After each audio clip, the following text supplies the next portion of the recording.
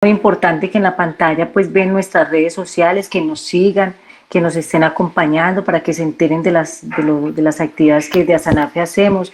La idea es que siempre sintamos que estamos acompañándonos y que entre todos, como decimos nosotros, juntos podemos, es nuestro eslogan y la idea es trabajar en eso y para que nos acompañemos.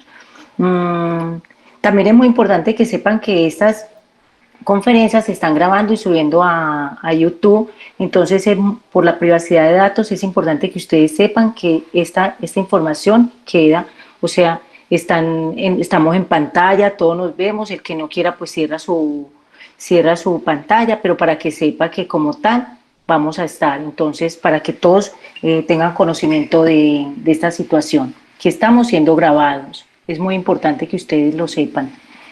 Mm, es también importante que recuerden que los lunes y jueves tenemos yoga, pueden participar ustedes, todos los usuarios de Asanafe, familias, invítenlos, participen, que realmente es una actividad bien interesante y hay que aprovechar que es de lo que estamos facilitándole a todos las personas de Asanafe. Esperamos pronto poder pues hacer unas reuniones presenciales, no sabemos cuándo, pero mientras tanto ya saben que aquí estamos y pueden contar con nosotros.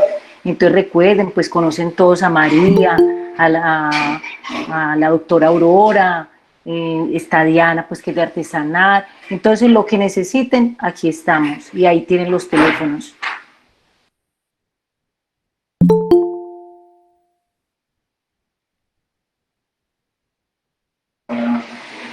Aurora, entonces el ingeniero Luis Fernando nos está ayudando en lo que es la grabación y todo esto, lo que se requiera ya con él. No sé si Aurora quiere hablar algo para que arranquemos luego, pues porque tampoco podemos al doctor ponerlo a esperar, ¿cierto?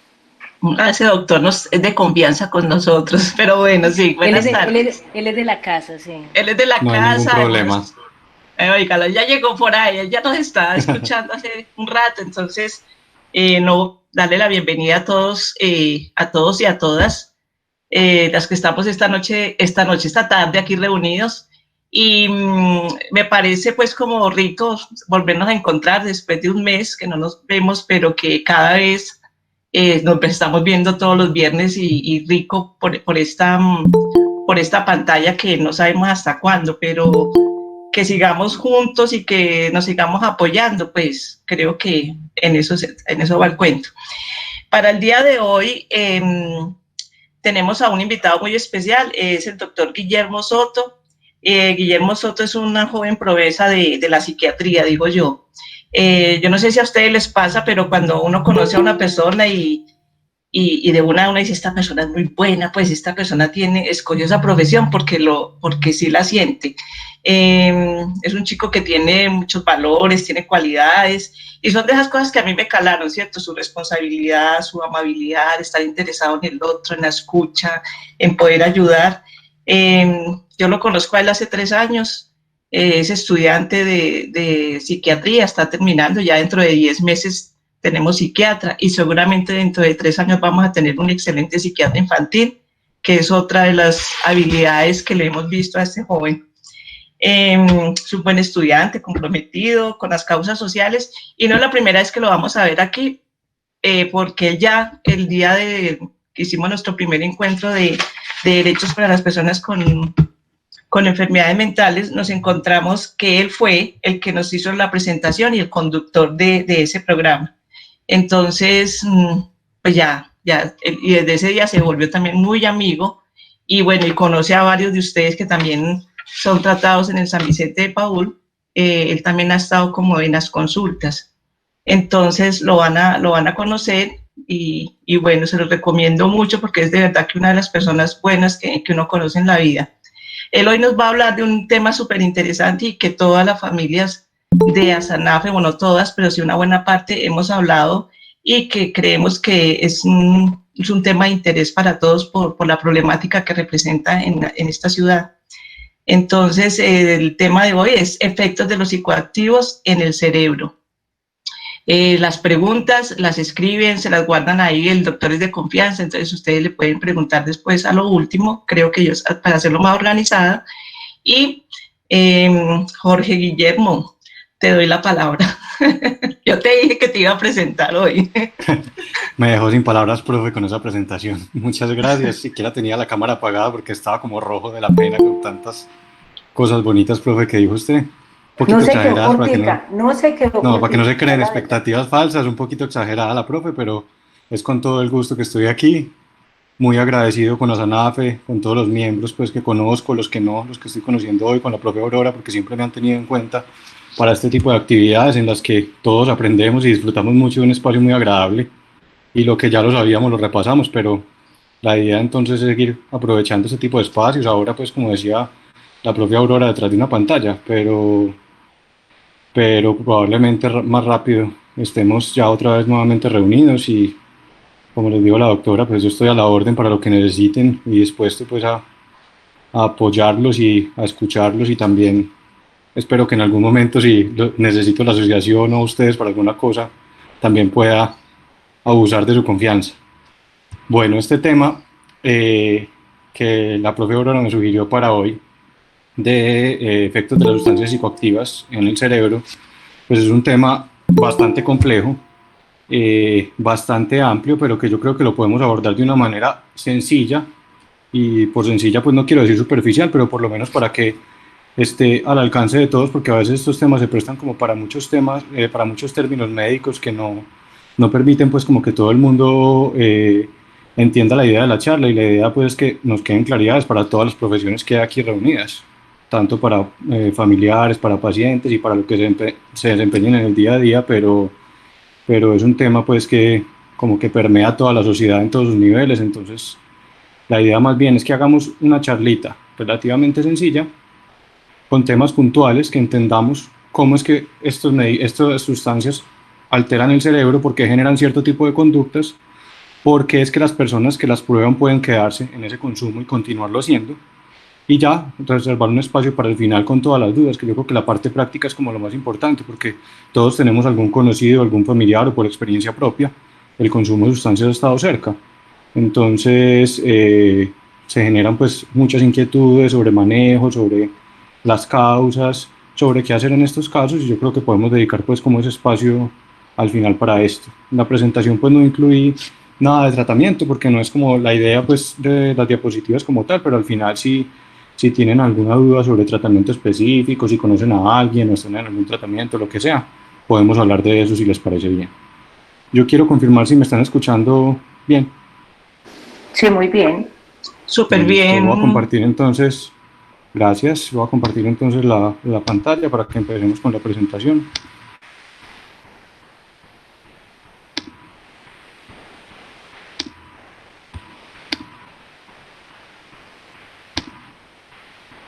Otra vez le pido el favor que me confirmen si ya están las diapositivas para poder empezar. Sí, está bien. Perfecto. Listo. Bueno, entonces el título de la charla son los efectos psicoactivos, los efectos de las sustancias psicoactivas en el cerebro. Como les decía la propia Aurora, pues yo soy Jorge Guillermo Soto, residente de cuarto año de psiquiatría de la Universidad de Antioquia. Y la idea es que hagamos de esta charla algo como más ameno, entonces con unas preguntitas sencillas vamos a tratar de desarrollar el tema. Unas preguntas pues que de alguna manera pues todos nos hemos hecho, y la primera de ellas pues es más referente pues como a la charla, y es porque es importante hablar de este tema. Entonces pues en la introducción ya les dije un poquito de la importancia de un tema como esto, pero vamos a hablar como más en números para entender la magnitud de un problema como este y por qué pues quisiéramos que toda la sociedad estuviera pues como enterada de esto. Entonces lo primero que hay que decir es que miren este dato de lo que cuesta la atención de las personas con algún tipo de adicción en Estados Unidos. Esto es solo en Estados Unidos en un año. Y con atención me refiero a consultas, a tratamiento, a atención de urgencias, atención de complicaciones, a charlas educativas, todo este tipo de cosas pueden costar alrededor de $700 millones al año en Estados Unidos. Pero no es solo el costo lo que más importa, sino las muertes que ocasiona. Aquí estas muertes fueron las que reportó Estados Unidos en el año 2018. Ahorita pues pasamos a los datos de Colombia, que lastimosamente no están tan bien consolidados pues como los de otros países, pero algunas cositas sí tenemos, y cuando uno le hablan pues como de lo cercano, uno como que memoriza más ese tipo de cosas. Entonces esta cantidad de muertes en Estados Unidos para el 2018, 640.000, pues están divididas en muchas causas. Estamos hablando pues aquí de sustancias como tal, 640.000 muertes por sustancias. pero de ellas pues hay muchas variables. Entonces tendríamos que la que más muertes ocasiona al año en Estados Unidos es el tabaco, y de ese dato del 2018 estaríamos hablando que 480.000 personas murieron en el 2018 por alguna enfermedad relacionada con el consumo de tabaco, otras 90.000 por enfermedades relacionadas con el consumo de alcohol, y otras 70.000 por sustancias ilícitas. Dentro de sustancias ilícitas vamos a tener muchas, que ya las vamos a ir viendo en detalle, pero pues de ellas las más conocidas, la cocaína, la marihuana, la heroína, entre muchas otras pues que ya iremos desarrollando y que ustedes pues también conocen.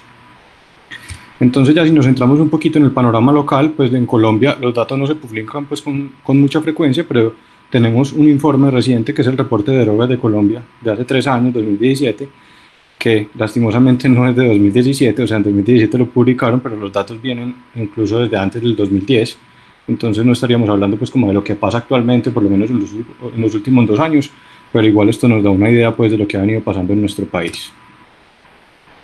Entonces miren esto, esta gráfica nos muestra pues como en todo el continente americano el consumo de alcohol. Aquí en esta primera gráfica nos vamos a centrar en el consumo de alcohol de los jóvenes que están en bachillerato. Entonces permítanme, yo activo aquí el puntero para señalar un poquito.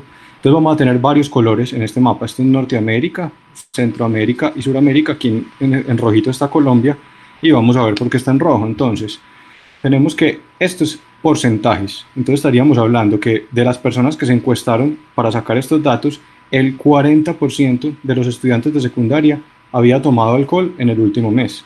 Entonces miremos que los que están en rojito son los que tienen el 40% más de los encuestados. Esto como para ponerlo fácil en datos como más grandes. Si entrevistaron a 100 estudiantes de un colegio, de esos 100, por lo menos 40 habían tomado alcohol en el último mes. Perdón, Guille, se te salió la... Es que yo creo que alguien movió la pantalla, sí. Ah, bueno, ya voy a tratar de compartir nuevamente. ¿Se salió en este momento o me atrasé mucho? No, en este momento. Listo. Ya. Ahora sí.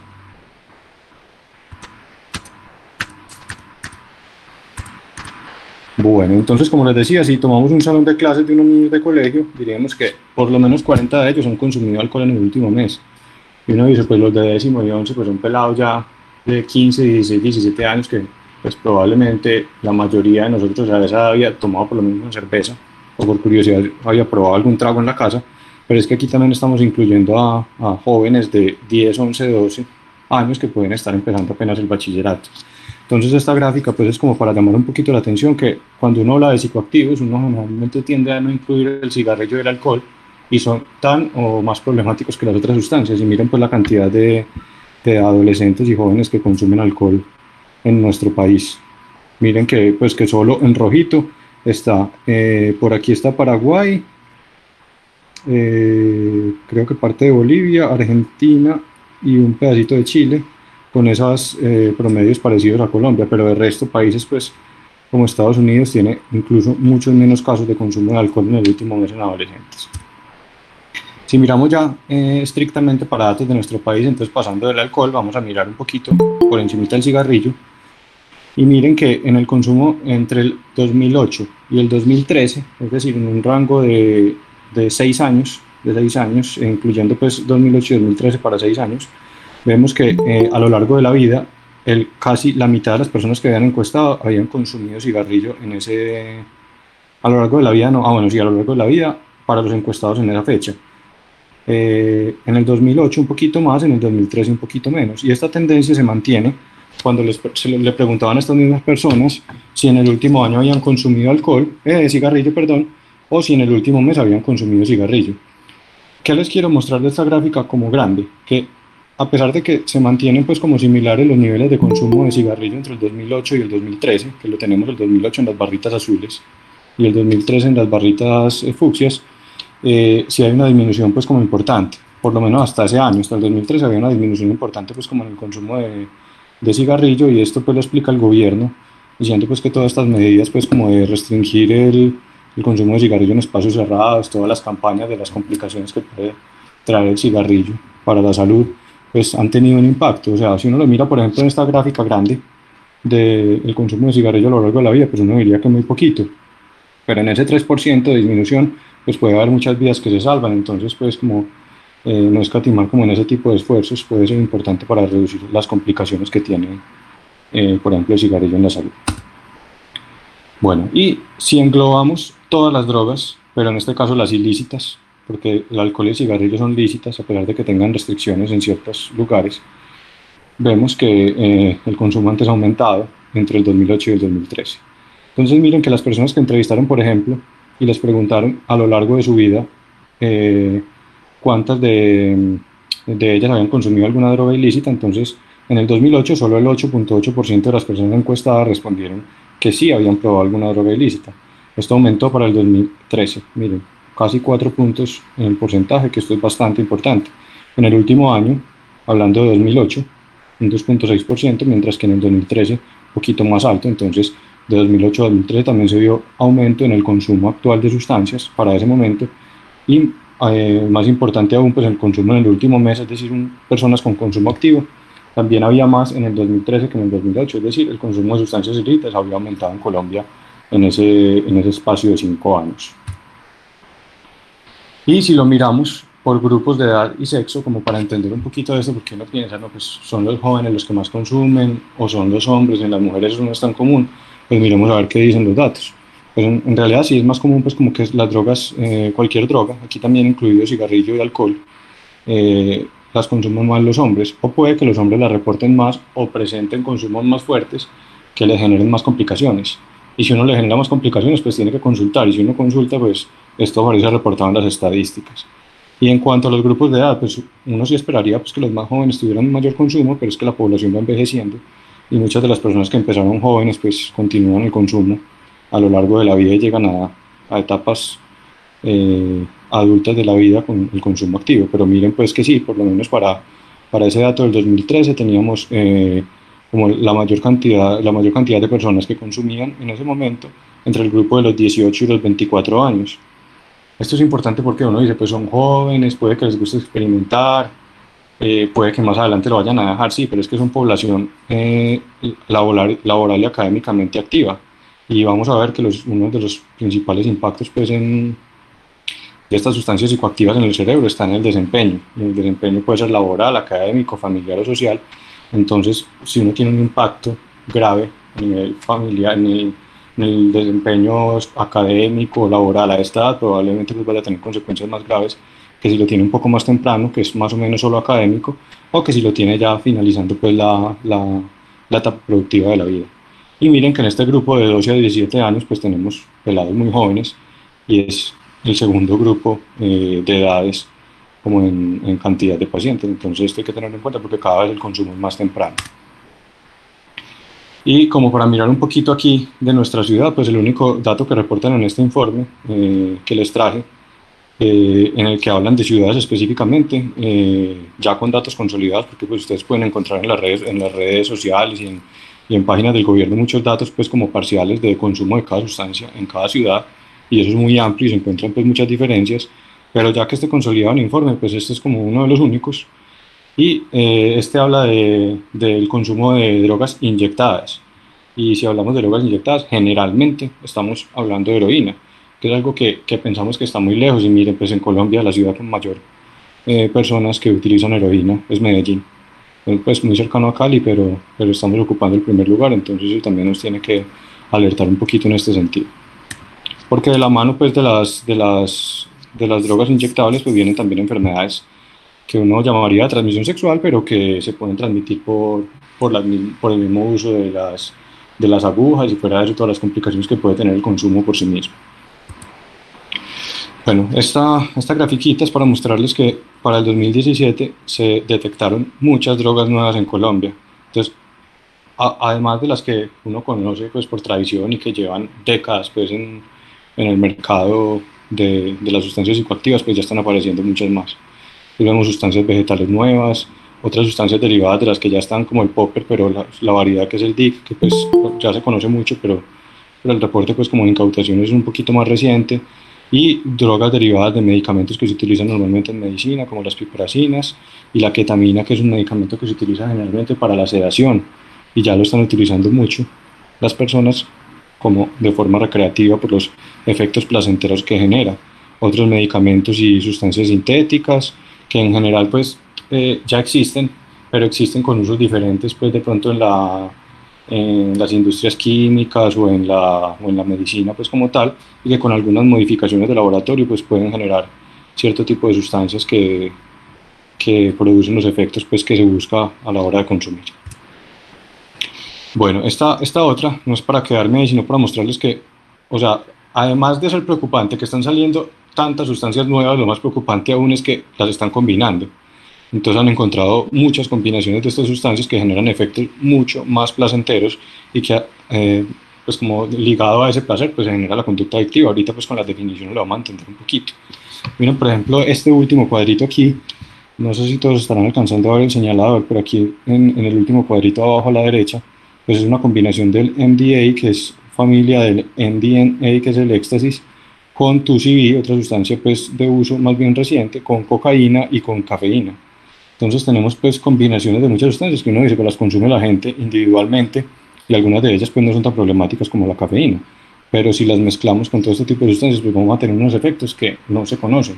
No se sabe cuáles son las consecuencias pues a largo plazo en la salud o incluso a corto plazo pues con el uso de estas sustancias.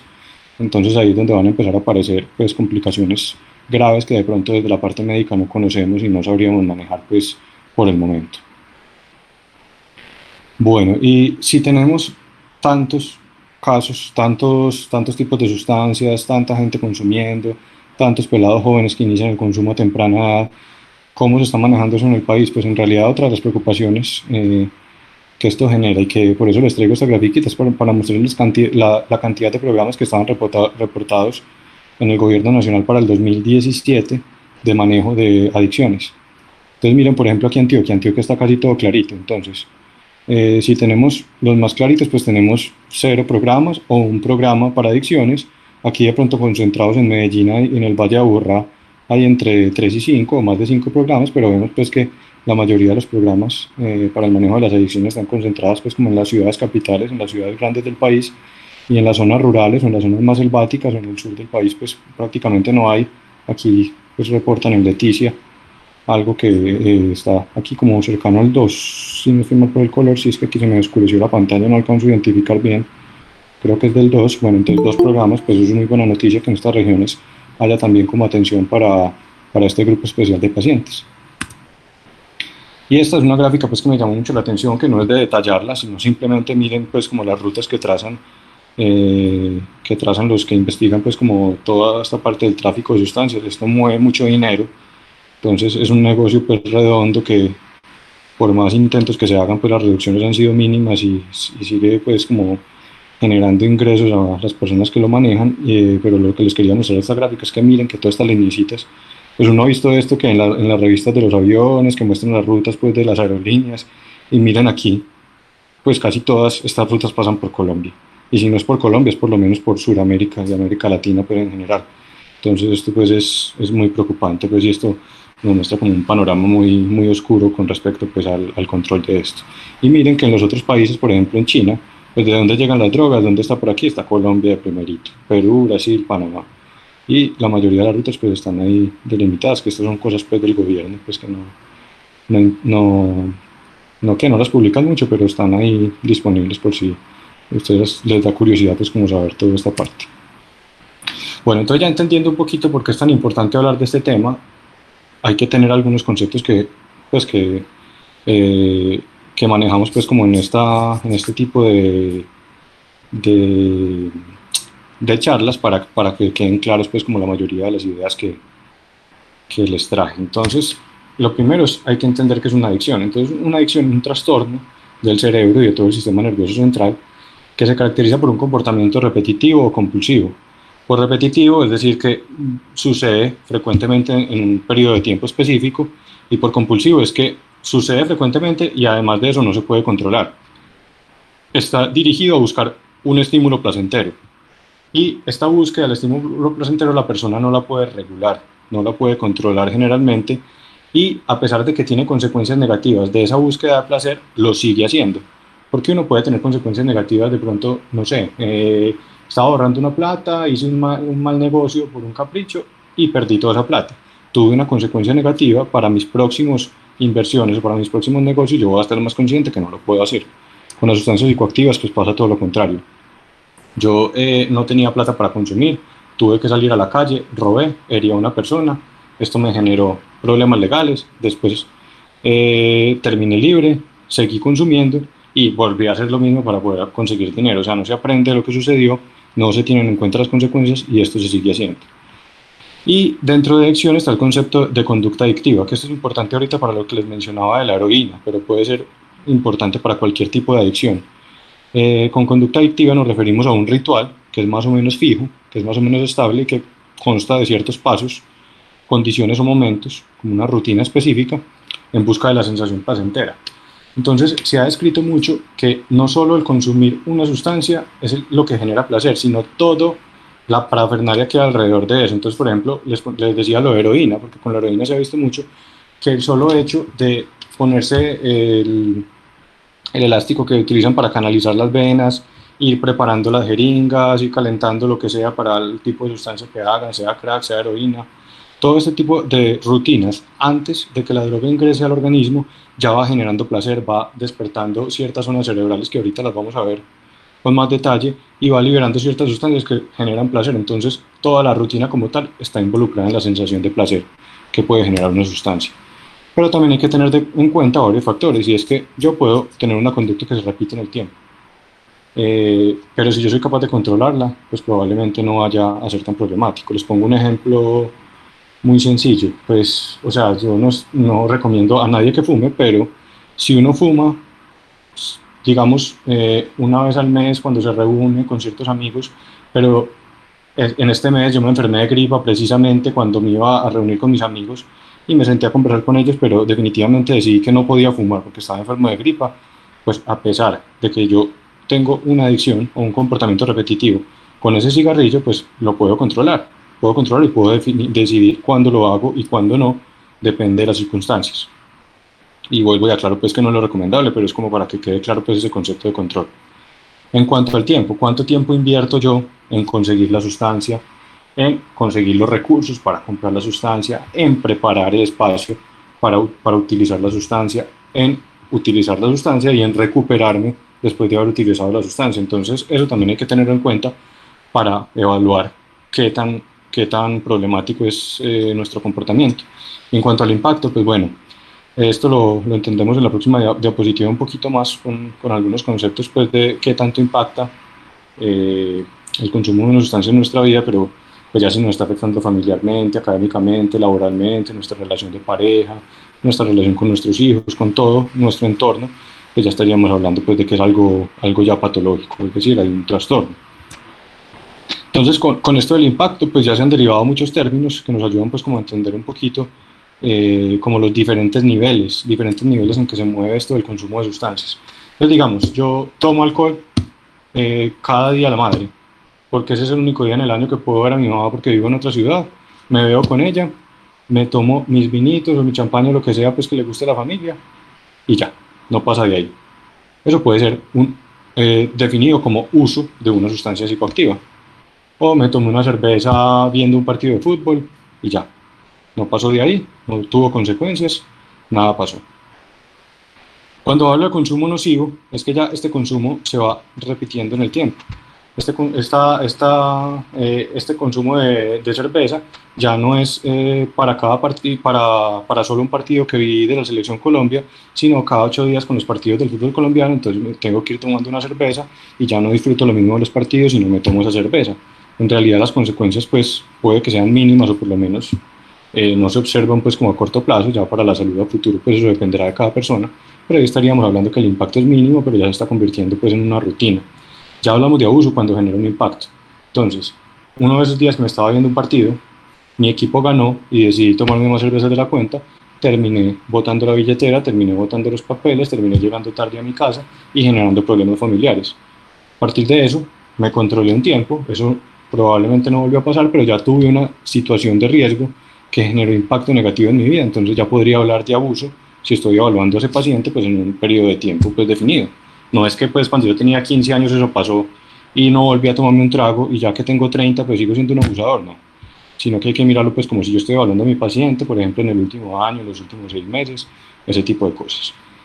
Y ya llegamos a la dependencia. Ya es cuando estas conductas se vuelven repetitivas y, como les decía, a pesar del impacto negativo, yo lo sigo haciendo. Entonces, boté la billetera, terminé consumiendo alguna droga, terminé reuniéndome con personas pues como peligrosas, llegué tarde a la casa, le generé preocupación a mi familia, pero no me importó que pasara eso y a los 8 días vuelvo a hacer lo mismo porque lo disfruté o porque simplemente el cuerpo me está pidiendo otra vez esta sensación placentera y lo sigo haciendo a pesar de las consecuencias negativas. Entonces ahí es cuando aparecen las pérdidas académicas, las pérdidas laborales, las rupturas de pareja, las personas que tienen que salir del hogar por este tipo de conductas. Bueno, y también dentro de unas definiciones que hay que tener claras, hablar como de qué es un factor de riesgo, qué es un factor de protector. Entonces, un factor de riesgo es una circunstancia específica de una persona que lo hace más proclive a desencadenar pues, un desenlace. En este caso, el desenlace es el consumo de las sustancias psicoactivas. Entonces, ¿qué factores de riesgo puede tener una persona para terminar consumiendo sustancias o por lo menos siendo consumidor frecuente, abusador o dependiente? Entonces, que sean agresivos en la niñez, que tengan falta de supervisión de los padres en la niñez, que tengan pocas habilidades para resistir la presión de los padres, es decir, lo que llamamos comúnmente presión social. Yo cedí a la presión social y por eso consumí. Experimentación con las drogas, es decir, pues que esté en un entorno en el que me mueva, que a mis amigos les guste experimentar y yo también esté dispuesto a eso. Disponibilidad de drogas en la escuela, que eso es uno de los medios del primer acceso a muchas de las sustancias en nuestros niños y jóvenes, y pobreza en la comunidad. Entonces, ustedes se preguntarán, si yo tengo varios de estos factores de riesgo, ¿quiere decir que yo irremediablemente voy a consumir? ¿Voy a terminar siendo una persona adicta o dependiente? No. Esto lo hace uno más proclive, pero no quiere decir que irremediablemente yo vaya a terminar pues como en un patrón de consumo. Y factores protectores son esas circunstancias o esas características propias mías o de mi entorno que hacen que yo tenga menor riesgo de terminar en una conducta adictiva. Entonces, por ejemplo, autoeficacia. Esto es la percepción de uno mismo, la percepción que uno tiene de sus propias capacidades y en este caso del autocontrol. O sea, yo sé que me puedo ir a tomar una cerveza viendo el partido, pero al otro día tengo que madrugar, no paso de una cerveza y yo soy capaz de controlarme y puedo ir tranquilo. Apoyo y vigilancia parental, es decir, que los padres hayan estado pendientes de mí como en esas etapas de mayor riesgo o que sigan pendientes de mí porque incluso pues en personas adultas pues el riesgo permanece.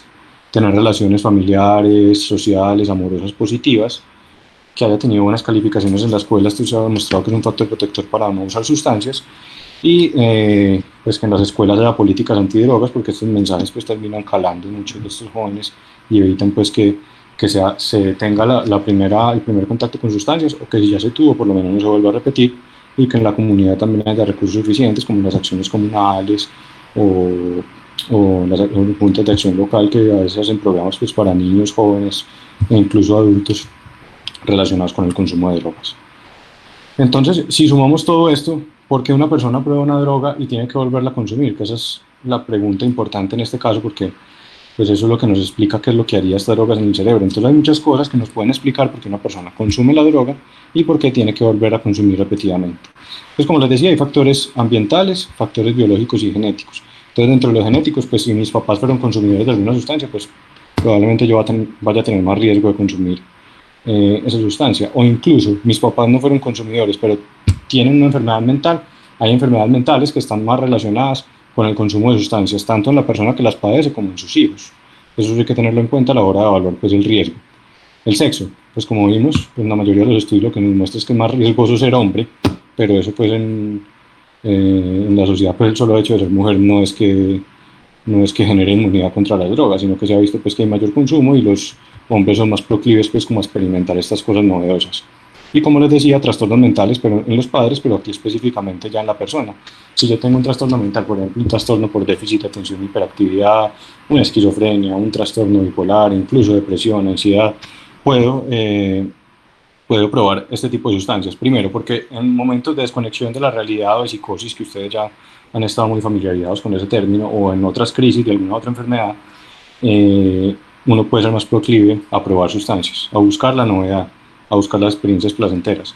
Pero también la misma enfermedad genera síntomas poco placenteros, incluso pues malucos pues como la tristeza, como los nervios, como la sensación de persecución, Y muchas personas lo que relatan es que empezaron a consumir las drogas pensando precisamente en que la droga lograra como un efecto terapéutico, algo así como automedicarse, pero no con medicamentos utilizados en medicina, sino con drogas para calmar todas estas sensaciones corporales.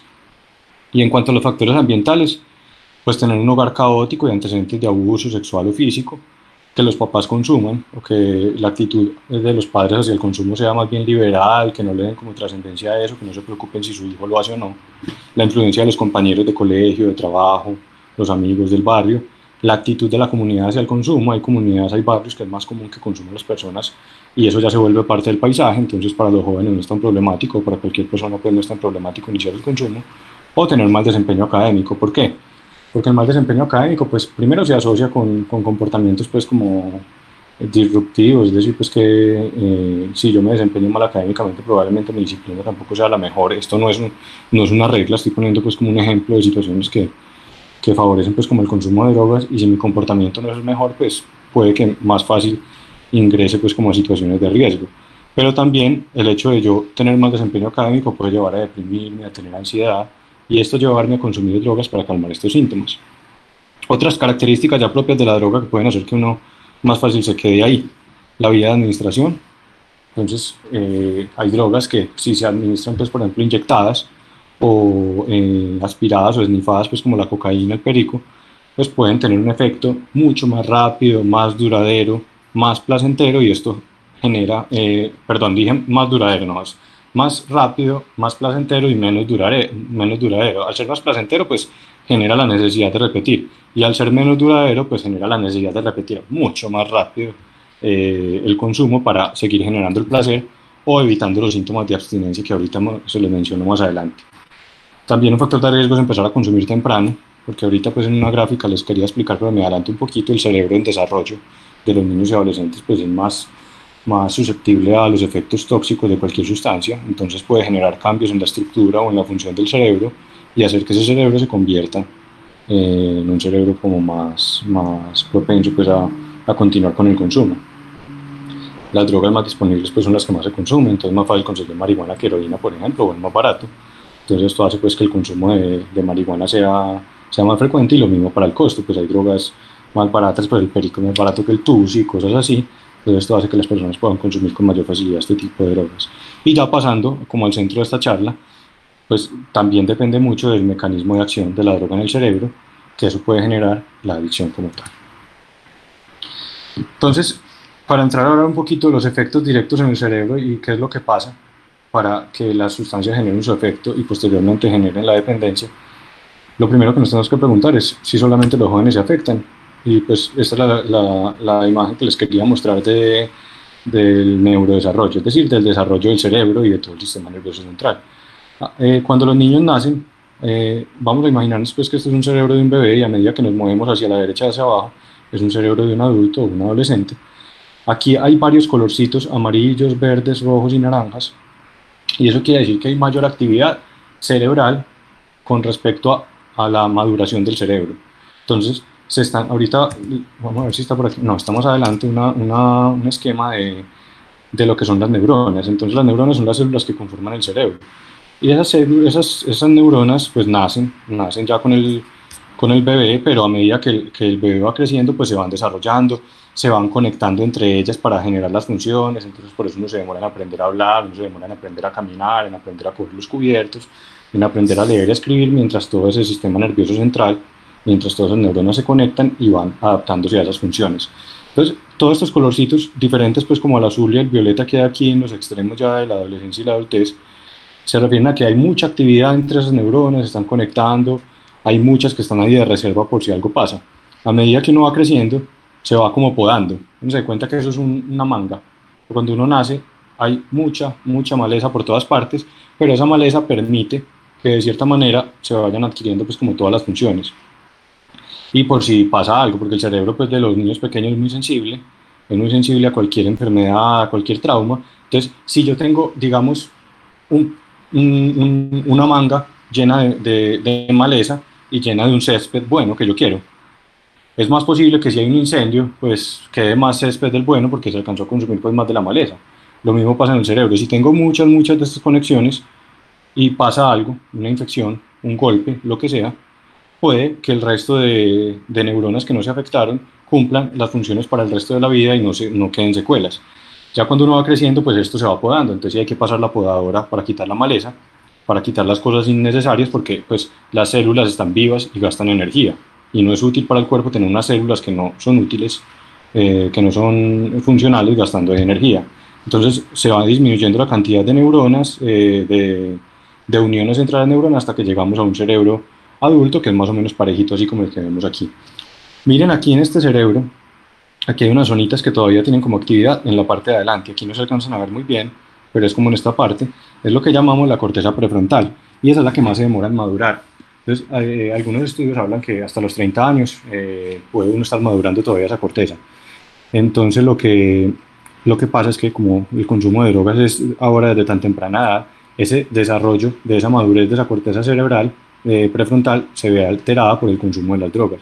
No la deja madurar bien, y precisamente en esta zonita del cerebro es donde uno controla los impulsos, donde uno realiza el planeamiento de sus actividades, la planeación, perdón, de sus actividades, donde uno tiene la capacidad de tomar uno las decisiones, de qué conducta realizar o qué conducta no. Entonces, si esto está alterado, pues se va a convertir en un círculo vicioso. Yo consumo, se me altera el cerebro en la parte donde puedo tomar mis mejores decisiones y controlar los impulsos, entonces no voy a controlar los impulsos y no voy a tomar las decisiones adecuadas, y probablemente voy a seguir consumiendo. Entonces, ¿qué consecuencias podemos tener en el cerebro? Entonces, esto puede pasar a cualquier edad. Si, por ejemplo, yo soy un bebé en formación en el vientre de mi mamá, entonces mi mamá consume, durante el embarazo estoy expuesto a lo que consuma mi mamá.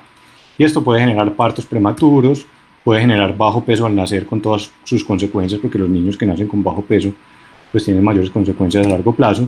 Puedo tener malformaciones incluso, y que el niño presente síntomas de abstinencia, o que definitivamente las secuelas en el cerebro generen trastornos del desarrollo, es decir, problemas con el lenguaje, problemas con el aprendizaje, problemas con el comportamiento. Ya cuando estamos hablando de niños más grandes y jóvenes, parece el mal desempeño académico, esto de la mano con las alteraciones del comportamiento. Probablemente, como el cerebro sigue en desarrollo, y como les dije que hay ciertas zonas que siguen en desarrollo hasta los 30 años, puede haber cambios irreversibles, y es la edad con mayor riesgo de presentar dependencia, porque el cerebro está en desarrollo y los efectos de estas sustancias pueden generar dependencia pues a largo plazo. Ya en los adultos pues también podríamos ver bajo desempeño laboral, alteraciones familiares, de pareja o con los hijos, y muchas conductas problemáticas pues que pueden terminar como en problemas legales. Y ya referente a la familia y al efecto directo en los hijos de los padres que consumen, pues podríamos tener hogares caóticos y estresantes, maltrato y negligencia en los hijos, y mayor riesgo de consumo en estos niños. Entonces, finalmente, ¿qué es lo que sucede en el cerebro después de que hemos visto todo esto sobre las sustancias? ¿Por qué se usan? Porque actúan en el cerebro y generan bienestar. Entonces, yo puedo estar tranquilo, pero quiero mayor bienestar del que ya tengo, las uso. O yo puedo tener malestar, sea por alguna enfermedad mental, sea por cualquier situación estresante de la vida, sea porque las cosas no me salieron bien, pues consumo las drogas para disminuir ese malestar. Porque aumentan el desempeño, y muchas personas dicen que trabajan mejor, estudian mejor, o incluso desde la parte sexual tienen mejor desempeño cuando consumen drogas, o simplemente porque el hecho de ser algo ilegal produce curiosidad y lleva a consumir. Entonces, esto era lo que les mencionaba de la estructura del cerebro. Entonces, imaginémonos el cerebro como una casa que está formada por paredes, y estas paredes son bloques, estas paredes están formadas a su vez por bloques o ladrillos, y imaginémonos entonces que los ladrillitos de estas paredes son las neuronas. Las neuronas son los ladrillitos de las paredes que conforman el cerebro. Entonces son como una de las estructuras pues como mínimas que se van juntando, así como los ladrillitos se juntan con algunas sustancias que hagamos de cuenta que es el cemento para pegar los ladrillos, que están aquí pues como dibujaditas, y lo que hacen es conectarse entre ellas para darle estabilidad a todas las funciones que necesita el cuerpo. Así como los ladrillos, si los juntamos con cemento, nos van a dar estabilidad para formar una pared, posteriormente otra, y así formar toda la casa, que sería en este caso el cerebro.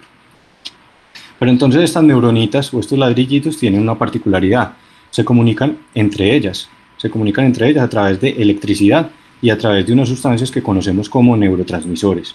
Entonces, por ejemplo, esta neurona, esta es la cabecita de la neurona, este es todo el cuerpo, y las sustancias pasan por aquí, por todo este cuerpo, o se producen por aquí, o la parte eléctrica pasa por aquí, por todo este cablecito, llega como a este botoncito, que es la zona donde se comunica con la otra neurona. Entonces aquí empieza la otra neurona, y baja el cablecito y aparece pues el cuerpo de la otra neurona y así se van conectando entre ellas y se van comunicando.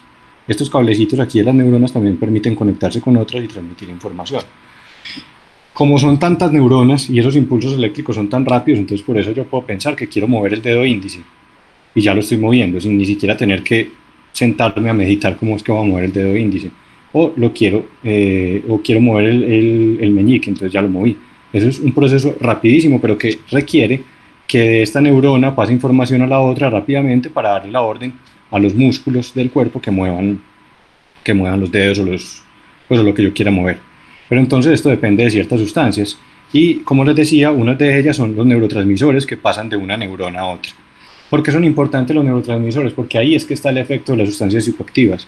Son muchos neurotransmisores y no voy a entrar en detalle en cada uno de esos porque no me parece pues como un punto útil para esta charla, sino que lo que quiero que entiendan es que cada sustancia actúa en alguno de estos neurotransmisores y produce unos efectos. Ahorita vamos a ver como los efectos pues como más grandes de cada una de estas sustancias para terminar, pero lo que quiero que entiendan es que el efecto está ahí.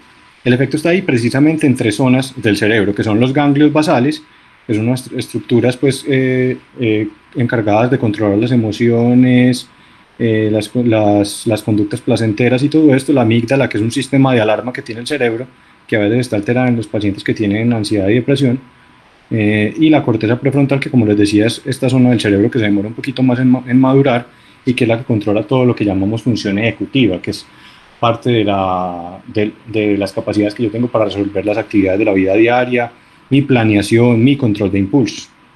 Entonces, uno de esos neurotransmisores, que es estas sustancias que les digo que ayudan a que las células se comuniquen entre ellas, las neuronas, es la dopamina. Ustedes habrán escuchado pues, hablar mucho de la dopamina, está involucrada en muchos trastornos psiquiátricos, también hay muchos tratamientos que de pronto algunos de sus familiares habrá utilizado, que actúe directamente en la dopamina, pero ¿por qué es importante? Porque cuando la dopamina está aumentada en estas zonas cerebrales que les mencioné, específicamente en los ganglios basales y en una zona que se llama el núcleo accumbens, cuando la dopamina está aumentada ahí, es decir, en esa neuronita que teníamos aquí, hay mucha dopamina, yo siento placer, siento todas las sensaciones que están asociadas al placer en mi cuerpo, entonces tranquilidad, relajación, sensación pues como de plenitud, de euforia, todo este tipo de cosas. Entonces miren, no sé si alcanzan a ver bien, está como chiquito, pero miren, esta grafiquita nos muestra una unión entre 2 células. Lo azulito son las 2 células que me devuelvo, es este pedacito. Este pedacito y este pedacito son lo azulito de esta gráfica. Y estos punticos amarillos son la dopamina, que es el neurotransmisor. Entonces miren que uno come. Hay muchas comidas que a uno le generan placer. Entonces yo el viernes me antojé de la hamburguesa que más me gusta y fui y me la comí. Y quedé satisfecho, quedé feliz, quedé contento y la gente me lo nota. Y eso sucede porque al comer libero dopamina. Y miren la cantidad, pues aquí mal contados habrá 10 punticos de dopamina, ¿cierto? Miren, cuando uno consume cocaína, la liberación es impresionante de dopamina. Entonces, si comparamos los niveles de placer al comerme la hamburguesa que tanto me gusta con el consumo de cocaína, pues miren que esto es infinitamente mayor. Entonces yo soy capaz de controlarme toda la semana porque yo sé que estoy pasadito de kilos y no me voy a comer hamburguesa todos los días, o porque no tengo plata y no puedo estar comiendo en la calle todos los días, por lo que sea, soy capaz de controlarme. Pero con la cocaína, como se produce esta cantidad de dopamina tan impresionante, el cerebro se acostumbra a ella, deja de hacer su efecto en el cerebro, vuelve y me lo pide, y cuando el cerebro vuelve a pedir esa sustancia, es que se generan lo que conocemos como síntomas de abstinencia. Síntomas de abstinencia, para que lo entendamos clarito, de cualquier sustancia hay síntomas de abstinencia, hay unos más graves que otros más evidentes, pero para que les quede el mensaje, una abstinencia a una sustancia es un guayabo. Cuando yo dejo de consumir alcohol, al otro día el cerebro, que estuvo acostumbrado a recibir alcohol durante varias horas, se va liberando ese alcohol, el cuerpo lo va eliminando, el cerebro va quedando libre de ese alcohol y como quedó estimulado por ese alcohol, va a querer más, va a necesitar más para generar pues como el equilibrio en el cerebro de las sustancias, y como no lo tengo, entonces empiezan a aparecer todos los síntomas que son propios de un guayabo. Así para cada una de las sustancias tienen unos síntomas característicos que podrían ser o no similares pues al del consumo de alcohol, pero eso depende mucho. Hay síntomas de abstinencia pues muy marcados como el de la cocaína, el de la heroína, el de los opioides, pues la morfina y todo esto, que de pronto alguna vez habremos escuchado. Entonces ahí es cuando uno habla que hay cierta dependencia también física. Entonces miren, esto definitivamente es una enfermedad del cerebro. Si miramos aquí esta gráfica, las 2 imágenes que hay arriba son de un cerebro, pero quiero que nos concentremos primero en las 2 imágenes de abajo. Son unas imágenes que se utilizan pues en medicina, que son imágenes de la función. Entonces miden cómo está la actividad en ciertas zonas del cuerpo. Esa actividad se mide con el consumo de oxígeno y con la sangre que llega a ciertas partes. O sea, si yo estoy consumiendo menos oxígeno, digamos que esta imagen fuera de una mano, si yo estoy consumiendo menos oxígeno en una mano, va a aparecer en cierto color. Por ejemplo, aquí están los rangos de color. Cuando hay menos consumo de oxígeno y menos actividad, está por los lados del azul. Entonces, si mi mano por algún motivo no le está llegando oxígeno, no le está llegando sangre, y le toman una imagen como esta, pues va a aparecer azul mi mano, ¿cierto? Entonces es lo mismo aquí, miren un corazón. Este es un corazón sano, entonces la mayoría de las zonas que están más activas están en rojo, en naranjado, en amarillo y ya como más para afuera en azul, pero son zonas que son menos activas. Miren, yo me enfermé del corazón, tuve infartos, tuve cualquier circunstancia pues, que me afectó mi sistema cardiovascular. Miren cómo se distribuye ya estos colores, ya la mayoría es azul, en muy pocas partes pues como en rojo, con una llegada de oxígeno, una llegada de sangre adecuada, y eso explica las alteraciones de las funciones. Miren este cerebro sano tiene muchas zonas, sobre todo las de aquí adelante, que son las que nos controlan los impulsos, que son las que nos permiten planear las actividades, que son las que permiten controlar nuestras actividades diarias y cómo nos desempeñamos, que están en amarillo, es decir, muy activas, reciben mucho oxígeno, reciben muchos nutrientes, reciben mucha sangre. Si pasamos a una persona que consume crónicamente cocaína, miren lo que pasa, se invierte el patrón. Ya el predominio es de un moradito, el moradito está como más para abajo, es decir, zonas con menos consumo de oxígeno, zonas con menos aporte de sangre, zonas con menos actividad en el cerebro. ¿Qué pasa? Que ese cerebro menos activo en esas zonas específicas hace que haya menos regulación de las conductas, menos regulación de los impulsos, más irritabilidad, peor desempeño en las actividades diarias, entonces empieza a afectar la concentración, se empieza a afectar la memoria, se empieza a afectar nuestro estado de ánimo, entonces podemos tener cambios bruscos del estado de ánimo, se empieza a afectar el control de la ansiedad, entonces aparece ansiedad. Y finalmente muchas de estas sustancias lo que llevan es a afectar la conexión con la realidad, y ahí es donde aparece la psicosis también. Pero muchas de ellas terminan deteriorando tanto el cerebro que algunas de estas personas terminan con un cerebro como si fueran una persona con una demencia. Es decir, no se puede valer por sí misma, eso depende de la sustancia, depende del consumo, pero quiero que entiendan la magnitud pues, del daño que puede generar una sustancia de estas en el cerebro. Y miren que todo esto es simplemente mediado por disminución de la oxigenación y disminución de la sangre. Hay otras sustancias que, aparte de eso, dañan directamente el cerebro, como el Sacol, por ejemplo, que generan muerte celular y quedan esos cerebros como un panal, como la forma de un panal de abejas. Entonces ya, esta última partecita de la charla es como para mencionarles simplemente como los efectos directos de cada una de las sustancias, como para que les quede algún mensaje grande. Entonces el alcohol inicialmente cuando uno lo toma puede generar unos efectos como de tranquilidad, de placer, de disminución de las preocupaciones, pero posteriormente genera un efecto depresor, entonces la gente ya se va durmiendo, se va volviendo torpe, va empezando a respirar más despacio, todas las funciones como corporales se disminuyen hasta que termina pues en la borrachera en la que no se puede parar. Y a largo plazo, que es lo que quiero centrarme pues como en estos cuadritos, es el consumo a largo plazo puede generar alteraciones tanto de la función del cerebro como de la estructura. Hago la diferencia entre función y estructura porque muchas veces ustedes han escuchado, por ejemplo, hablar del síndrome de colon irritable. Las personas que tienen síndrome de colon irritable sufren de diarreas, sufren de estreñimiento, les duele el estómago, eructan, tiran pedos todo el día y todas las comidas les caen mal, ¿cierto? Les hacen una endoscopia, les hacen una colonoscopia y no encuentran absolutamente nada. Entonces ahí la estructura de ese intestino no está alterada, lo que está alterada es la función que explica los síntomas. Lo mismo puede pasar en el cerebro. Muchas veces un paciente con esquizofrenia le hacemos una imagen cerebral, tomografía de resonancia y no encontramos absolutamente nada alterado en la estructura del cerebro. Pero el cerebro obviamente no está funcionando normalmente y por eso necesita tratamiento, entonces lo que está alterado ahí es la función.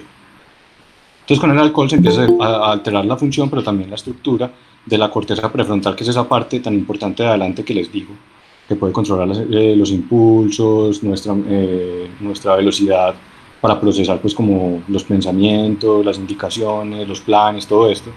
Pero también nos puede generar deterioro cognitivo, entonces empieza a alterar la memoria, el funcionamiento, la capacidad de manejar el dinero, la capacidad de trabajar, todo este tipo de cosas, y finalmente se va disminuyendo el volumen del cerebro hasta terminar con una demencia. Los hipnóticos y sedantes, es decir, estos medicamentos que se utilizan para calmar los síntomas de ansiedad o para generar sueño. Entonces, lo que hacen es generar también una sensación de bienestar una sensación a veces de placer, pero es una sensación más como de tranquilidad y desconexión de las situaciones estresantes. Pero a largo plazo pueden generar alteraciones en la memoria. Entonces esto es lo que uno evita con los pacientes cuando les manda, digamos, medicamentos tipo benzodiazepinas. Les voy a dar los nombres: clonazepam, alprazolam, lorazepam, midazolam. Todo este tipo de medicamentos se necesitan, son útiles, pero hay que saberlos manejar, porque si empezamos a abusar de ellos a largo plazo pueden afectar la memoria. La nicotina, cigarrillo. Entonces, por medio de la actividad de unos receptores, o sea, como unas compuertas que hay en el cerebro específicas para la nicotina, la nicotina actúa directamente en el cerebro y libera dopamina, que es ese neurotransmisor que les mencioné ahora y que les mostré en la grafiquita de la cocaína y la comida. También genera placer, genera tranquilidad temporal, pero ya, pues como bien sabemos, pues los efectos pues a largo plazo del consumo de tabaco en el organismo no son solo del sistema nervioso central, no son solo del cerebro, sino que son generalizados. Los opioides, es decir, estas sustancias tipo morfina, codeína, tramadol, hidrocodona, todo este tipo de sustancias pues actúan en unas zonas específicas del cerebro y también generan una sensación de placer, de desconexión con el medio, y en algunos pacientes puede generar algún tipo de euforia o de sensación de bienestar extremo, aunque no es lo usual. Generan más somnolencia, más tranquilidad, más como efectos depresores. Y también puede tener consecuencias pues como en la memoria, en el aprendizaje, en el desempeño pues de las actividades diarias. Bueno, y los cannabinoides, es decir, el cannabis, y con esto quiero hacerles énfasis en que no todos las sustancias pues, que vienen del cannabis son iguales, y por eso hay muchas sustancias que se están estudiando con efectos benéficos en la salud de las personas, pero la sustancia que genera los efectos psicoactivos, que es el tetrahidrocannabinol, que ustedes lo van a ver como THC en las noticias o en las redes sociales o en donde lean, es el que genera los efectos psicoactivos, y ese sí no tiene ningún efecto benéfico en el organismo. Hay otras sustancias del cannabis, como el cannabidiol, que es el que se está estudiando para el manejo de dolores, manejo de náuseas, manejo de paciente con cáncer, que este no genera efectos psicoactivos. Entonces es muy difícil pues como desligarlos, porque vienen de la misma planta, pero son sustancias diferentes. Entonces aumentan pues como la sensación de placer, de bienestar, de tranquilidad, disminución de los síntomas ansiosos, pero a largo plazo sí puede generar deterioro marcado en la memoria, en la atención, en la concentración, en el desempeño laboral y académico, y puede generar psicosis o incluso empeorar las enfermedades mentales ya existentes. La cocaína tiene el efecto que les mostraba ahora en la dopamina, es uno de los efectos más marcados. La cocaína pertenece a un grupo de sustancias que llaman estimulantes, precisamente porque su efecto es estimular el sistema nervioso central. Entonces hay una sensación de bienestar, de aumento de energía, de disminución de la necesidad de dormir, de un montón disminución de la ansiedad y el miedo. Entonces esto puede generar pues como todo ese efecto placentero, pero también la participación en conductas de riesgo, y como su efecto es menos duradero, pues puede estar asociado pues como un consumo más frecuente. Pero a largo plazo pues puede generar enfermedades cardíacas, alteraciones de la memoria, alteraciones de la concentración, y alterar pues como ciertas regiones cerebrales específicas. Entonces empiezan a haber muchas secuelas con el consumo de cocaína, incluso en la motricidad. Las anfetaminas también pertenecen al mismo grupo de la cocaína como estimulantes. No es que vengan de la misma planta, no, son cosas distintas, pero pertenecen al mismo grupo porque son estimulantes y generan también esta sensación de euforia, de energía, de activación pues como extrema. Entonces pueden generar alteraciones en el sueño. Cuando se dejan de consumir o se consumen a largo plazo, pueden desencadenar ansiedad, pueden generar cambios en el apetito, cambios en los signos vitales como en la presión arterial y en la frecuencia cardíaca, y finalmente alteraciones en la memoria, en la atención, en el estado de ánimo como tal. El éxtasis también pues hace parte de las sustancias que tienen una actividad pues como importante en el cerebro, y actúa en otro neurotransmisor que ustedes también han escuchado con medicamentos que utilizan para la depresión y ansiedad, que es la serotonina. Lo que hace es aumentar de una manera abrupta los niveles de serotonina en ciertas zonas del cerebro, y esto genera pues también una sensación de bienestar importante. Pero esto puede tener cambios a largo plazo importantes, como deterioro de la memoria, la capacidad pues para la toma de decisiones se puede ver alterada, el autocontrol, y ya pueden aparecer enfermedades psiquiátricas como trastornos depresivos, trastornos de ansiedad o síntomas psicóticos, que aquí lo mencionan en la tablita como paranoia, pero Ustedes saben que los síntomas psicóticos pues, son muy amplios. Finalmente, los inhalantes y alucinógenos pueden también producir un efecto pues, como de relajante como de sedación, pero también ustedes han visto pues, que se utilizan de cierta manera para inhibir como los instintos propios del ser humano, como el apetito, como la necesidad de sueño, a pesar de que produce efecto sedante. Probablemente sea más el efecto relajante que el de sueño como tal. Entonces tiene un efecto como más tranquilizante en ese sentido y puede generar, como les decía, daños permanentes en la estructura del cerebro, y esto pues sí sería irreversible. Pues. Finalmente los alucinógenos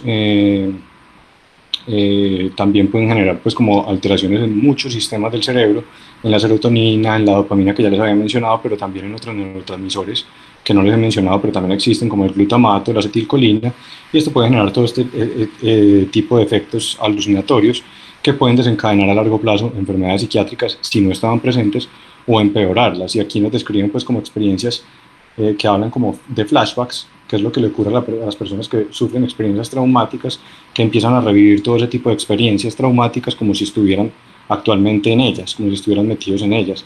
Y con los alucinógenos puede pasar algo similar, que empiezan a revivir todos los momentos que tuvieron durante el consumo. Y esto pues no debe ser para nada agradable.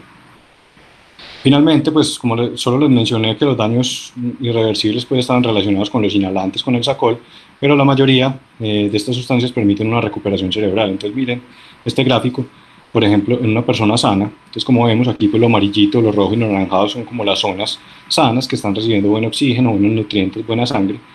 Y esta era una persona que consumía cocaína. Entonces miremos que después de un mes de abstinencia, a pesar de que no se han recuperado las zonas rojas que eran como las más activas, las más llenas de oxígeno y nutrientes, pues ya hay una recuperación importante. Miren ya estas zonas amarillas aquí, y ya después de 4 meses de abstinencia se empiezan a oscurecer un poquito las zonas centrales, tirando más al naranjado y al rojo. Eso indica que va retornando la cantidad de oxígeno necesaria y la cantidad de nutrientes necesaria, y esto puede hacer que de cierta manera el cerebro recupere muchas de las funciones que se fueron perdiendo. No les digo que todas, porque eso sería pues como exagerar un poco. Hay muchas cosas en el cerebro que lastimosamente no se pueden recuperar, pero sí podría uno aspirar a llevar una vida por lo menos lo más normal posible. Entonces el mensaje de esta última gráfica es que en realidad intervenciones hay.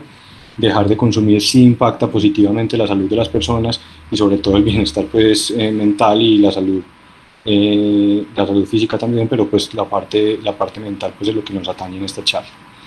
Pues como estas gráficas y toda esta información pues obviamente no es mía, aquí hay unos recursos que si a alguno le interesa pues unos informes pues como bastante completos sobre qué es lo que produce el cerebro, las sustancias psicoactivas en el cerebro.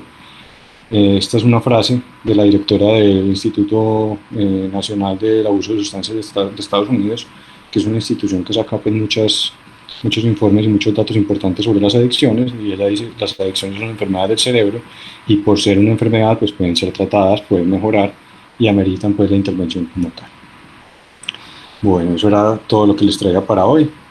Aprovecho entonces para agradecerles nuevamente por esta invitación. Espero que les haya quedado algún mensaje pues como importante de esta charla, y entonces aprovechemos pues para las preguntas o los comentarios que tengan, o incluso para contar experiencias si así lo quieren. Doctor, muchas gracias. Creo que fue muy claro, y aquí lo importante es que sepamos que siempre se puede, ¿cierto? Y de ahí, claro que sí, ahí me cae para importante. todos. Entonces, bueno, las preguntas para los que tengan, y de nuevo muchas gracias. No, gracias a ustedes por la atención.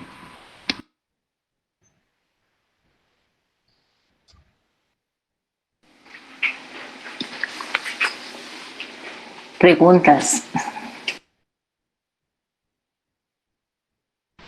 O si no hay preguntas, de pronto comentarios que tengan sobre experiencias con familiares, con personas conocidas que hayan tenido alguna conducta adictiva, que hayan recibido tratamiento. Le quiero hacer una pregunta. Si estamos hablando de enfermedad, entonces, ¿cómo prevenirla? ¿Es prevenible? Bueno, la prevención pues uno la podría mirar desde muchos ámbitos pues en medicina.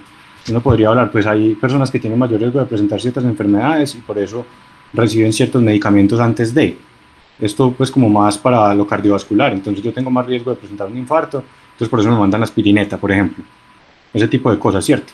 Aquí en este caso y en psiquiatría pues en general no utilizamos medicamentos como tal para la prevención, pero sí tenemos muchas otras estrategias que pueden ser muy útiles, y yo creo que en este caso la estrategia más importante para prevenir por lo menos el primer contacto con las sustancias psicoactivas o terminar pues en una dependencia es la información.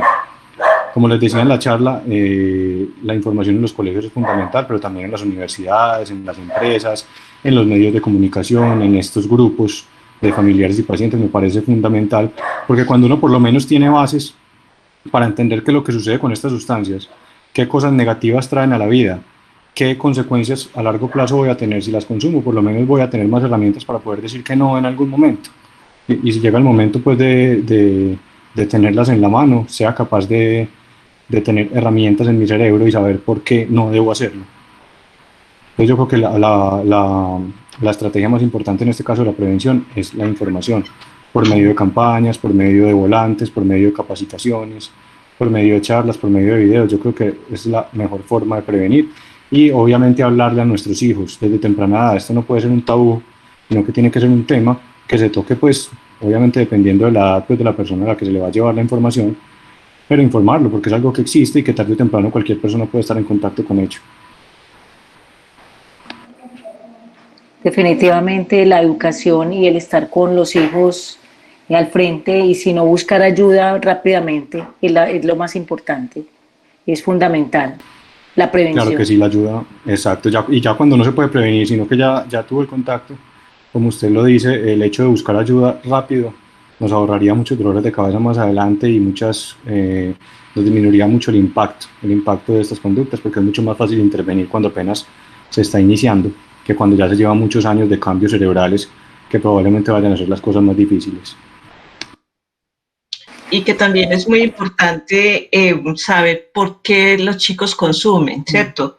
A veces consumen por disminuir ansiedades, que pues por lo que tú explicabas con esto de la dopamina y todo este aumento de sensación de placer, si hay chicos con dificultades en la casa o dificultades en el estudio o a nivel de barrio, o este tipo de acosos, de bullying, todo este tipo de cosas, muchas veces los pelados se refugian en la droga como una forma también de quitarse esos malestares. No sé, Guillermo, ¿tú cómo se enfocan esos pacientes que justamente son tan difíciles cuando no se sabe qué fue primero, si la enfermedad mental o el consumo?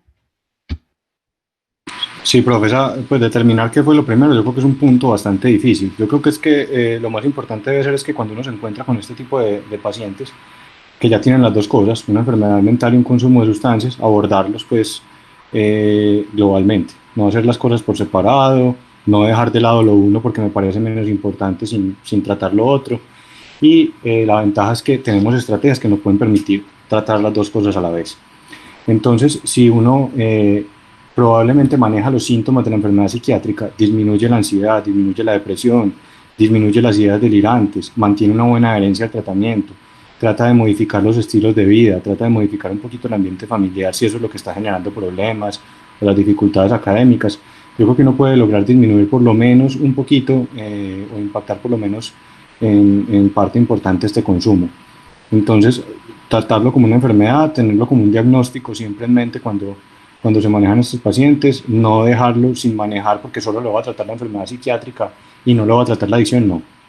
Eso puede ser como de las cosas peores que uno puede hacer en este caso, porque puede ser más grave incluso dejar de tratar una de las dos cosas por centrarse en otra.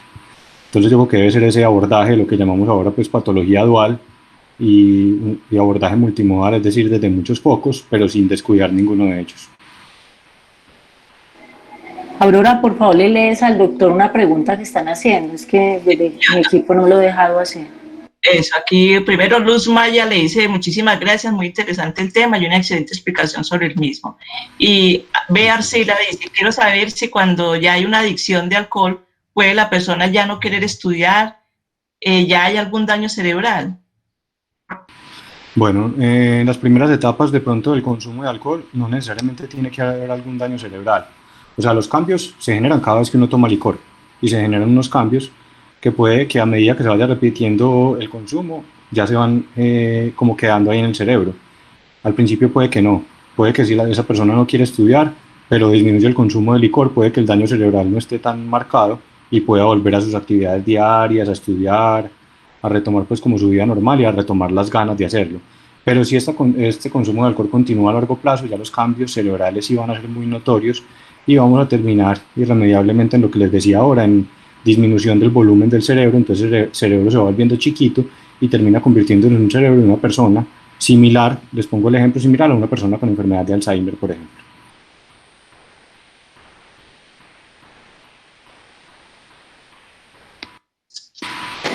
Con mucho gusto.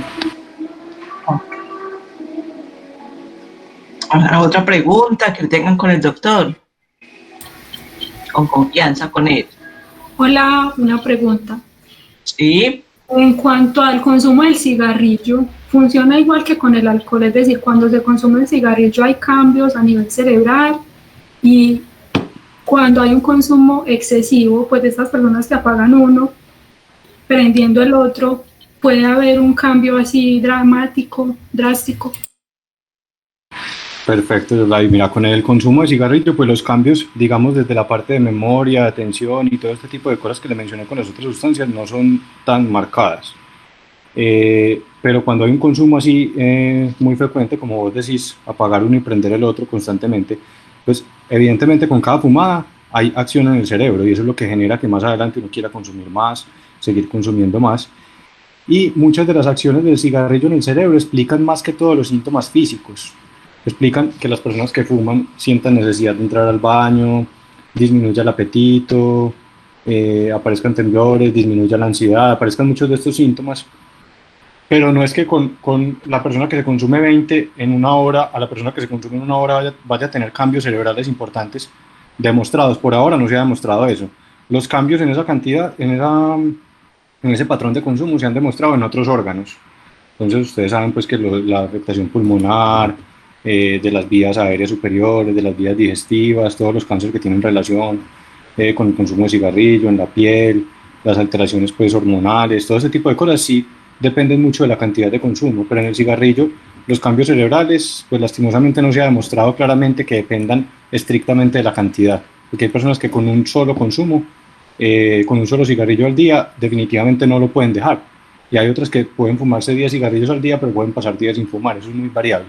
Pues con el cigarrillo es un poquito más complejo, pues como ese patrón.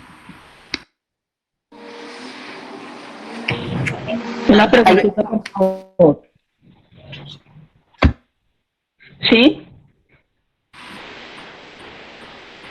Para preguntar y darle las gracias de antemano por esta interesante charla. Una persona que ha consumido por 8 o 10 años marihuana, ¿puede recuperarse? Perfecto, nos con mucho gusto la charla. Bueno, con la marihuana pues tendríamos que mirar primero si es solo consumo de marihuana, si consume alguna otra sustancia o si tiene algún trastorno psiquiátrico también asociado. Porque la marihuana sí tiene sus consecuencias en la motivación, en la energía, en el estado de ánimo, en la organización de los planes de la vida diaria, que pueden mejorar. No necesariamente revertirse de todos, pero si hay un consumo, si hay una suspensión total del consumo, puede que muchas de estas cosas mejoren y llegar a una normalidad, pues entre comillas. Pero si este consumo de marihuana está asociado a otras sustancias que ya alteraron el cerebro o alguna enfermedad mental, probablemente pues si no se controlan esas otras variables, pues con el solo hecho de dejar de consumir marihuana no vamos a ver mucha mejoría en ese sentido. Pero si es solo marihuana, sí, claro. Aquí hay un comentario de María Cristina Barco que dice que es muy consolador que con 4 meses de abstinencia a la cocaína mejora los cambios cerebrales. Con más tiempo de abstinencia se podría lograr más cambios positivos en el cerebro mientras más tiempo lleve de abstinencia y lograr una mejoría total. Sí, pues esos estudios dan muchas esperanzas pues con respecto a dejar de consumir y la mejoría en los cambios cerebrales que producen estas sustancias. Sin embargo, esto depende mucho también de cada persona. Hay cerebros que son más vulnerables y que definitivamente con un mes de consumo ya no van a volver a ser los mismos de antes. Hay otros cerebros que con años de consumo, después de dejar de consumir, recuperan muchas de las funciones. Entonces esto es muy variable, pero en general la recomendación claramente es dejar de consumir totalmente mientras se puede, con todas las herramientas que hay disponibles para hacerlo y con todo el acompañamiento, para lograr que a largo plazo esta mejoría sea lo más cercana a la normalidad posible. Súper claro. Muy interesante, Guille, también tu planteamiento, pues como planteaste la exposición, me gustó muchísimo, porque ver ese enfoque y lo que decías al primero que me pareció contundente, otras gentes, otros países, otras personas se están volviendo ricas con el cerebro nuestro, ¿cierto? Estamos dejando nuestro cerebro en manos de narcotraficantes, de gobiernos, de gentes que no están interesadas como realmente en su sociedad, y me parece que tener este conocimiento nos ayuda también a afianzar y saber cómo transmitirlo a nuestros cercanos y a nuestras mismas familias, ¿no? Muchas gracias, Guille. Con mucho gusto, profe. Claro, pues con respecto a eso, pues en realidad ustedes saben que históricamente, sobre todo Medellín, pero también en todo Colombia, pasó de ser un país productor en el que el consumo de sustancias era más bien escaso, a un país consumidor de sus propios productos, pues específicamente pues las drogas. Entonces quedó el mensaje que de pronto aquí la gente no consumía, sino que las drogas se mandaban para el extranjero, y en realidad el consumo de sustancias en Colombia viene en un aumento impresionante, y lo que dice la profe es cierto, no tener información con respecto a esto por lo menos le permite tener herramientas para poder decir que no.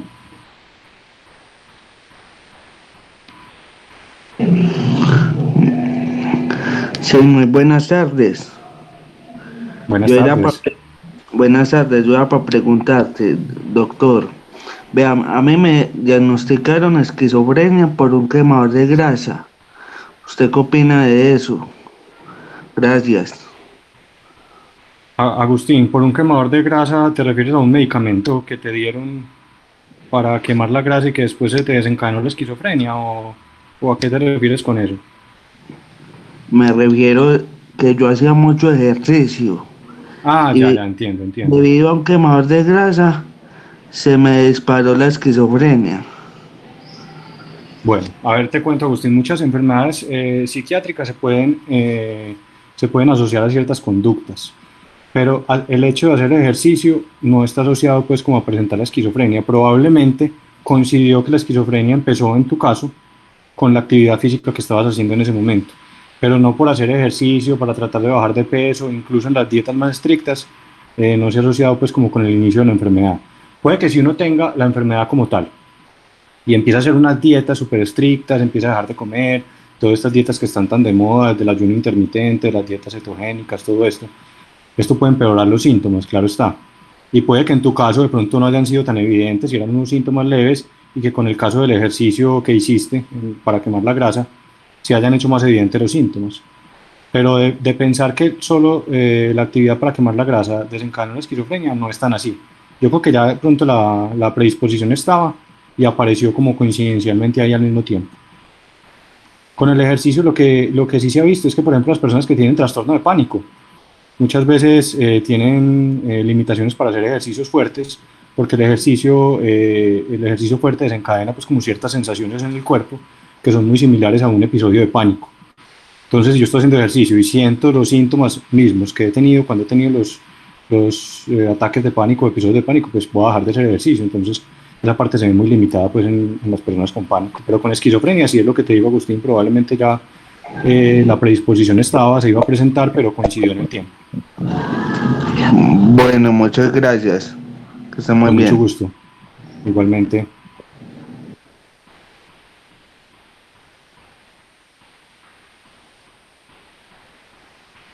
Otra pregunta sería, está como documentado por qué, pues, ¿para qué consume la gente droga? Para sentirse mejor, pero ¿por qué consume la gente droga?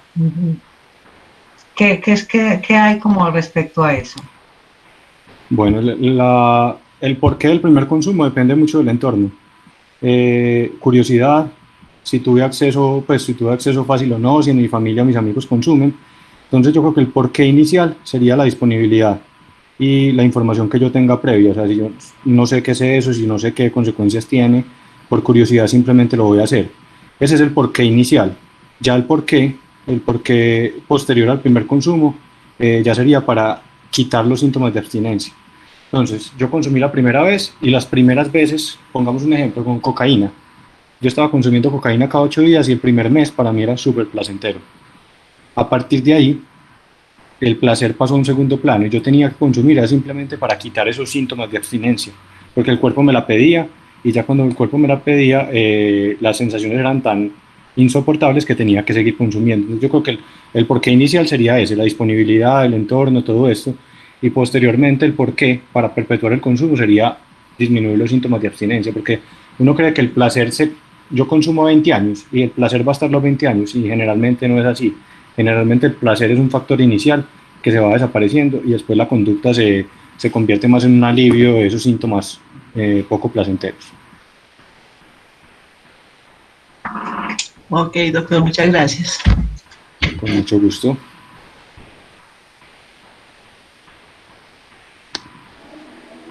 Bueno, doctor, muchísimas gracias. No sé si hay más preguntas, lo único que le digo es que una charla muy interesante, muy clara y sobre todo muy esperanzadora, porque creo que es saber que se puede hacer muchas cosas.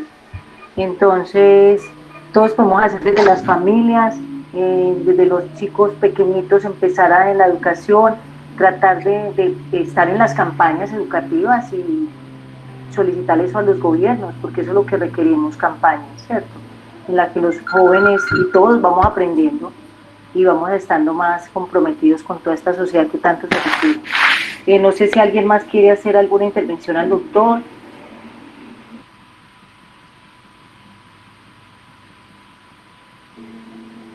Doctor, muchas gracias.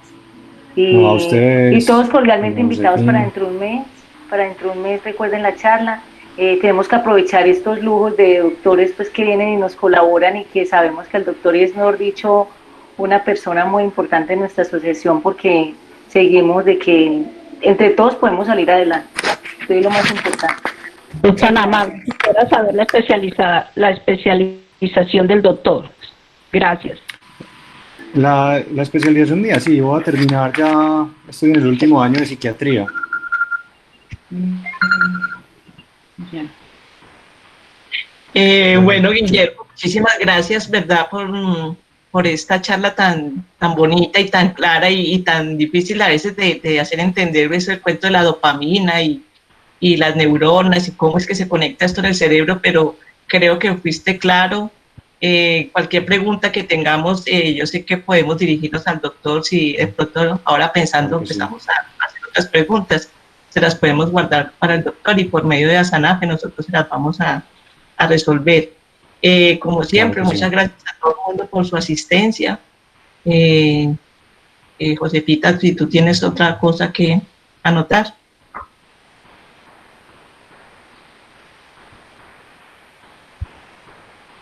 Micrófono.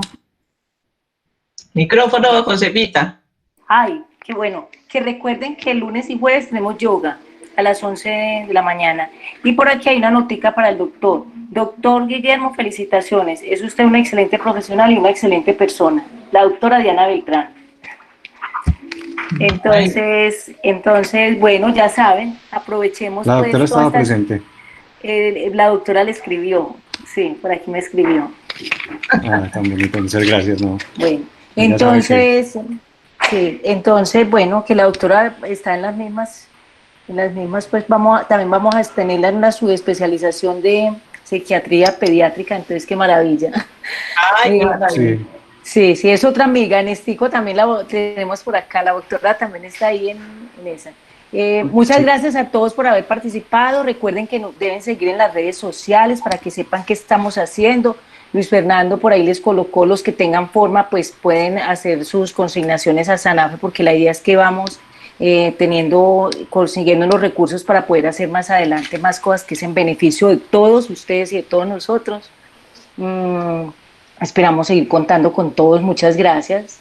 Yo quiero dar un saludo especial aquí de propaganda a una persona que por primera vez nos acompaña, que es Mónica Toro, pero que ya ha estado en otros momentos con nosotros, pero hoy es la primera vez que la veo aquí en la conferencia. Entonces, Mónica, bienvenida.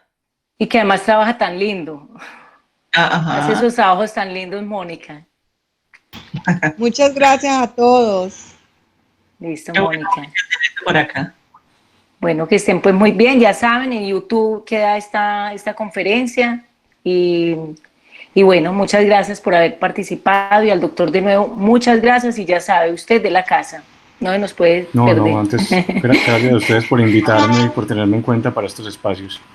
Listo, que esté muy bien, hasta luego. Bueno, hasta luego, gracias. Muchas gracias. Bueno, hasta luego. Hasta luego, gracias.